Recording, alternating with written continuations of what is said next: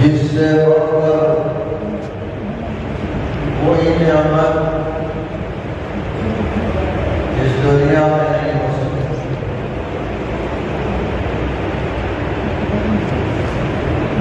لیکن جس طرح یہ نعمت عظیم ہے، اسی طرح اس کی ذمہ داریاں بھی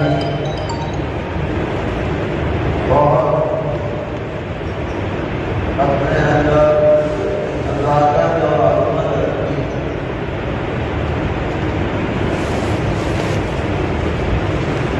اور وہ ذمہ داری یہ ہے کہ وہ دین جسے سرور عالم صلی اللہ علیہ وسلم کے ذریعے اللہ تعالیٰ نے امت کے سامنے پیش فرمایا، اس دین کی بلا کموکاس باقی رکھنے پر مسلسل محنت جاری رکھی ہے.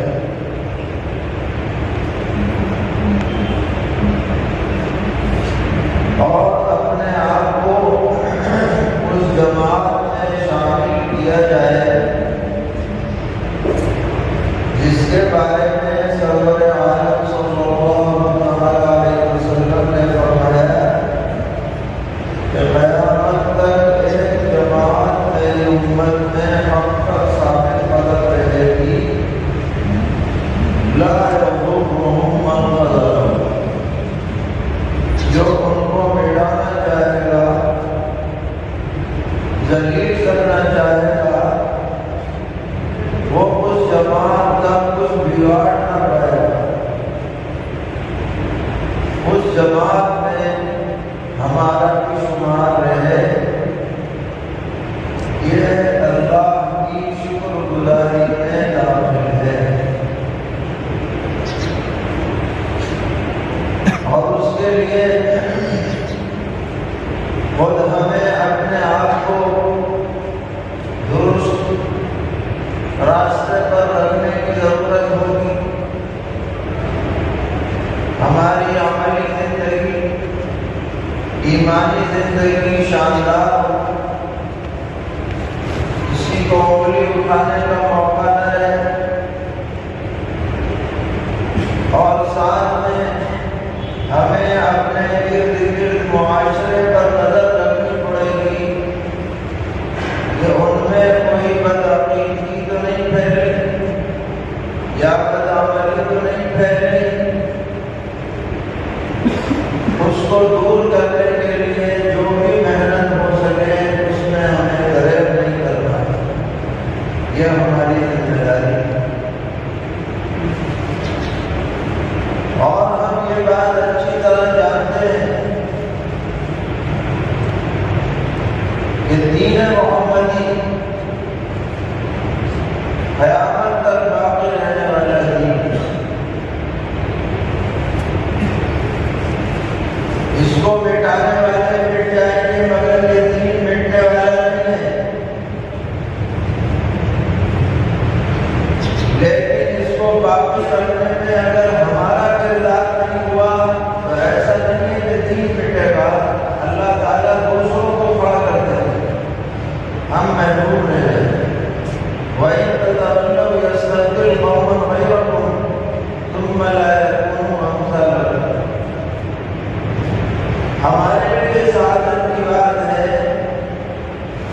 ہم اپنی ذمہ داریوں کو بحسن خوبی انجام دیتے رہیں، فکر مند رہیں، ہماری طبیعت میں کون ہو کسی بھی گمراہی کی بات کو سن کر بے چین ہو جائے، اسے کیسے ٹھیک کیا جائے؟ ہمارا بھائی ہماری بہن اگر کسی غلطی میں مبتلا ہو رہی ہے تو اس کو غلطی سے کیسے بچایا جائے، اس کے لیے کیا تدبیر اپنائی جائے؟ ہمارے دل میں اس کا قلب ہونا چاہیے، بے چینی ہونی چاہیے۔ یہ ہماری منصبی ذمہ داری ہے۔ ہم یہ جانتے ہیں کہ سرور عالم صلی اللہ تعالی علیہ وسلم خاتم النبیین ہیں۔ آپ کے بعد کسی شخص کو نبوت سے نوازا نہیں جائے گا، اس کا ہمارا یقین۔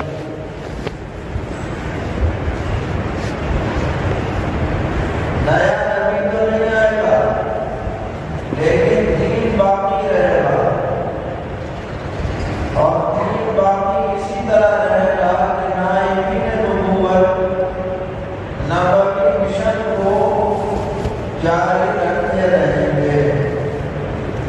قرآن پاک کی تعلیم تعلم کا سلسلہ جاری رہے گا، حدیث شریفہ پڑھنے پڑھانے کا سلسلہ جاری رہے گا، تزکیے کا سلسلہ جاری رہے گا، تعلیم کتاب و حکمت کا سلسلہ جاری رہے گا۔ اور پیغمبر علیہ السلام نے فرمایا کہ ہر صدی میں وقت گزرنے کے ساتھ ساتھ مجددین پیدا ہوں گے، جو دین میں جو بگاڑ پیدا ہو چکا ہوگا اس کو صحیح کرنے پر محنت کریں، قربانیاں پیش کریں۔ چنانچہ دور نبوت سے لے کر آج تک وقفے وقفے سے حضرات مجددین پیدا ہوتے رہے، الگ الگ جگہوں میں علاقوں میں پوری آپ تحریک بنا کرتی تھی۔ حضرات محدثین میں بھی مجددین ہیں جنہوں نے غلط احادیث کو چھانٹ کر الگ کر دیا، یہ بھی ایک تجدیدی کارنامہ ہے۔ حضرات فقہاء میں بھی مجددین ہیں جنہوں نے فقہ کو ایک نئی جہت دی۔ حضرات مشائخ میں بھی مجددین ہیں جنہوں نے تصوف کے نام سے جاری بدعات کو ختم کر کے سنت کے موافق تصوف کو جاری کیا، اور وقت کے ظالم اور جاہل حکمرانوں کے خلاف کھڑے ہونے والے بھی مجددین ہیں، جیسے کہ حضرت مجدد الفسانی شیخ احمد سلیمی رحمۃ اللہ علیہ جن کا نام ہی پڑھ گیا مجدد الفسانی۔ ایک تو مجدد صدی ہوتا ہے اور ایک یہ 10 صدیوں کے مجدد ہیں جنہوں نے تاریخ کا دھارا کھول دیا۔ وہ اکبر بادشاہ جس سے بڑا جاہ و جلال والا بادشاہ اس ہندوستان میں قریبی زمانے میں نہیں گزرا، اس نے مغلوبہ بنایا تھا دین کا، معجون چورن بنایا تھا، چورن کچھ ادھر کر لیا کچھ ادھر کر لیا۔ آپ دیکھیے کہ جب حکومت کسی طاقتور حکومت کسی جہری کے پیچھے ہو جائے تو عوام کو اس سے بچانا کتنا مشکل ہوتا ہے، اور اس کے مقابلے میں کھڑے ہونے والا آدمی کے لیے کتنی جرأت، کتنا حوصلہ، کتنی شجاعت چاہیے۔ حضرت مجدد الفسانی رحمۃ اللہ علیہ نے مقابلہ کیا اور اللہ تعالیٰ نے ایسے حالات پیدا فرمائے کہ آج اس کا نام و نشانی مٹی۔ ایسے ہی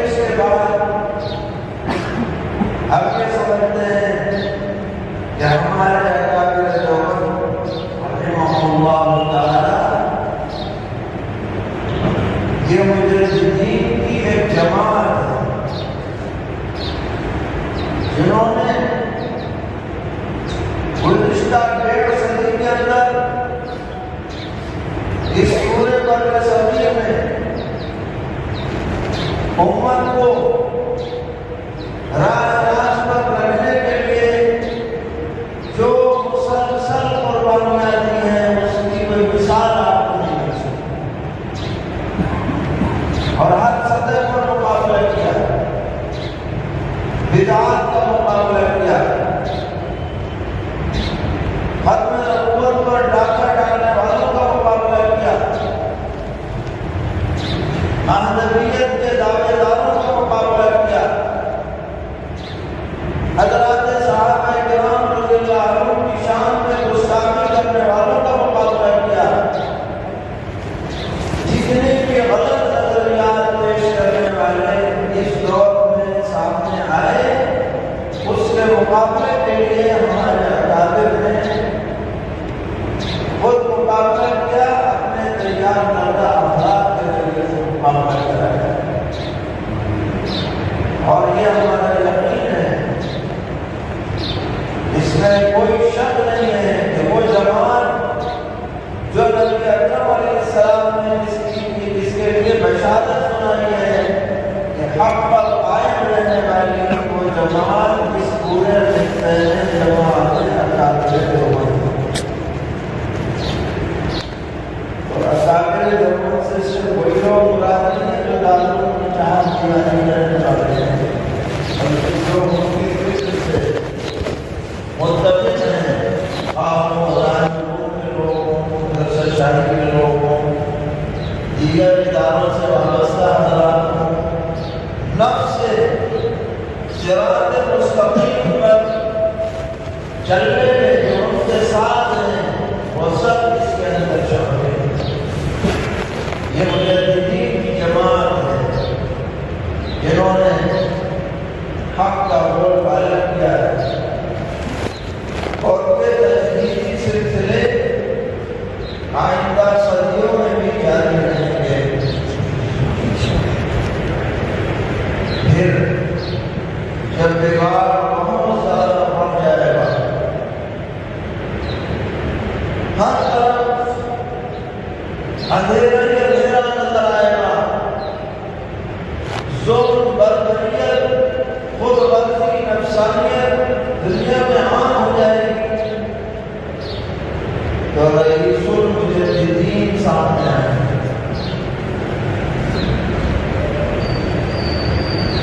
اور اس رئیس المجددین کا نام ہے محمد ابن عبداللہ، لقب ہے المہدی۔ یہ سلسلہ تجدید کے رئیس المجددین۔ پیغمبر علیہ السلام نے فرمایا کہ اگر دنیا میں ختم ہونے سے ایک دن کی بات رہ جائے اور نبی مہدی تشریف نہ لائے تو اللہ اس دن کو لمبا کر دیں گے تاکہ مہدی کا ظہور ہو۔ اور صحیح حدیث میں فرمایا کہ دنیا ظلم اور جور سے بھری ہوئی ہوگی، تو اللہ تعالیٰ میری نسل میں سے ایک شخص کو پیدا فرمائیں گے جو جس طرح دنیا ظلم سے بھری ہوگی وہ سامنے آ کر دنیا کو عدل سے بھر دے گا، اور اس کے زمانے میں ایسی برکتیں ظاہر ہوگی کہ وہ لگ بھر بھر کے لوگوں کو مان دے گا، تقسیم کرے گا، اور اسلام کو جیسے کہ خلافت راشدہ کے زمانے میں اسلام کا بول بالا رہا، حضرت مہدی کے زمانے میں بھی ویسے ہی بول بالا ہونے والا ہے انشاءاللہ۔ آپ نے باقاعدہ صراحت فرما دی، نام میرے نام کی طرح ہوگا، ان کے والد کا نام میرے والد کے نام پر ہوگا، میری نسل سے ان کا تعلق ہوگا، مدینہ منورہ کے رہنے والے ہوں گے۔ اور کمال کی بات اور ہے کہ ان میں پہلے سے خلافت کی صلاحیت نہ ہوگی،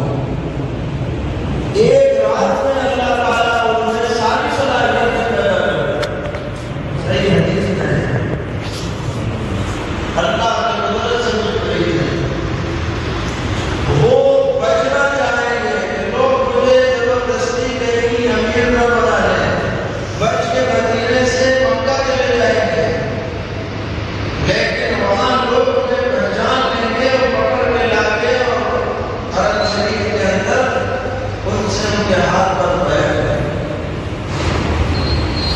یہ خلیفہ راشد ہیں امت محمدیہ میں آخری خلیفہ راشد، اور یہ ضرور ظاہر ہو کر کے رہے. انتہائی تاکید کے ساتھ پیغمبر علیہ السلام نے فرمایا کہ یہ ضرور آئیں گے، اس میں کوئی شک نہیں. تو ایک شخصیت ہے سرور عالم خاتم النبیین حضرت محمد مصطفیٰ صلی اللہ علیہ وسلم، ان کے اور دوسری شخصیت حضرت مہدی رضی اللہ تعالیٰ عنہ کے زمانے میں لمبا فاصلہ ہے، صدیوں کا زمانہ بیچ میں گزرے ہیں. اور ابھی ہم کچھ نہیں کہہ سکتے کہ کب آئیں گے حضرت مہدی. کوئی سن متعین نہیں کیا جا سکتا، کوئی تاریخ متعین نہیں کیا جا سکتا. بہت سے لوگ جو ہیں تخمینے لگانا شروع کر دیتے ہیں، سب محمل باتیں ہیں، کچھ پتہ نہیں، کیونکہ ابھی دنیا میں بہت خیر باقی ہے. احادیث سے پتہ چلتا ہے کہ ایسے زمانے میں ان کا ظہور ہوگا جب خیر بالکل ہی کم ہو جائے گی. اس لیے بالکل حتمی طور پر ہم کوئی وقت بدلا نہیں سکتے، لیکن آئیں گے یہ ضرور ہے کہ جیسے جیسے زمانہ آگے بڑھ رہا ہے ان کا زمانہ قریب آ رہا ہے.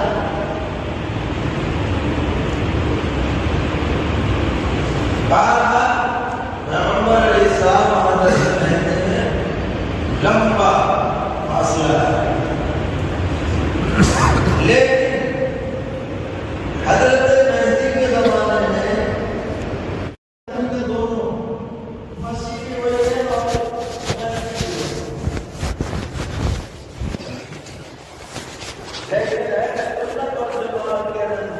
مہدی الگ ہے، مسیح کی پیغمبر علیہ السلام نے فرمایا کیف انتم اذا نزل ابن مریم فیکم وامامکم منکم. یہ امامکم میں امام مہدی مراد ہے.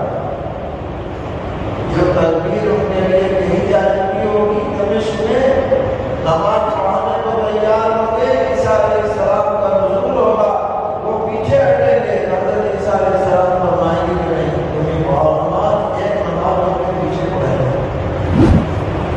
اور پھر عیسیٰ علیہ السلام کی قیادت میں دجال سے جنگ ہوگی اور دجال ان کے ہاتھوں مارا جائے گا. حدیث میں آتا ہے کہ جہاں تک حضرت عیسیٰ کا سانس جائے گا اور وہ ان کی نظر لگ جائے گا، ہمارا سانس تو یہیں تک آتا ہے، ان کے سانس کا اثر نظر لگ جائے گا.